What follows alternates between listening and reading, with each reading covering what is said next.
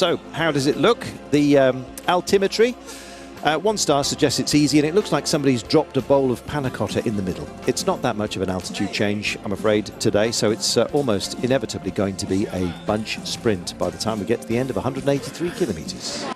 This is how busy it was at the top of the day. Extraordinarily anxious, I think, and Marco Bandiera was very much determined to be up there for Androni Zajdamek. It's a hopeful breakaway, but I think hopes will be dashed today. You can see there are some lumps ahead of them, but it's not going to be much more challenging than that, I'm afraid. This man has risen to the challenge.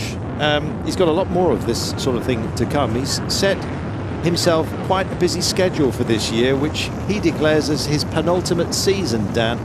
72.7 kilometres to go, 3 minutes and 59, just under the 4.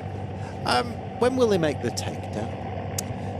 They'll leave it as late as they possibly can in order to discourage any counter-attacks coming from the peloton. But I think it's going to be such high speed on the run-in because of the smooth nature of the roads and the slight tailwind that they'll experience in the final 15 Ks, that it'd be nigh on impossible for anyone to try and even get any daylight between themselves and the peloton anyway.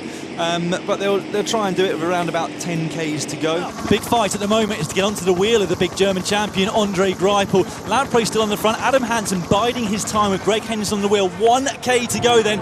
Greipel still biding his time, keeping his powder dry. Oh, and Matthews has disengaged from his lead-out man. Here we go then, road spreads wide, dead centre of proceedings. It's Lampre versus Lotto. It's Greipel at the moment versus Modolo. Greipel going to go for this. Here comes Movistar, and with an option as well, picking it up. It's got to go now. Oh, we've got a fall right on the line. We said it was a pinch. They've got to keep their senses about them. Greipel's out of this by the looks of things, is he? No, not a bit of it. He goes to the barriers. He picks it up. Greipel is the gorilla, and he's feasting himself upon everybody.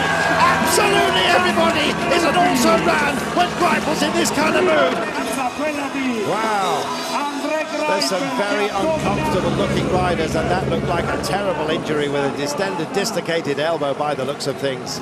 Not what you want to see.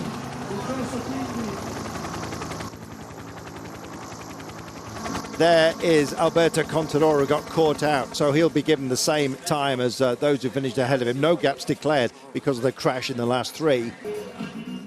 Here's your approach. Andre Greipel almost invisible in the mob right now, and there's the fall. It was a nasty one. They had to keep their focus. Others, well, were wondering what on earth was going on. Look at the power of the drive as he hits the line and takes the win he's been hunting. Super stuff by Greipel.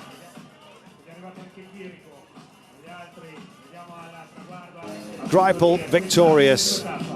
He loves winning.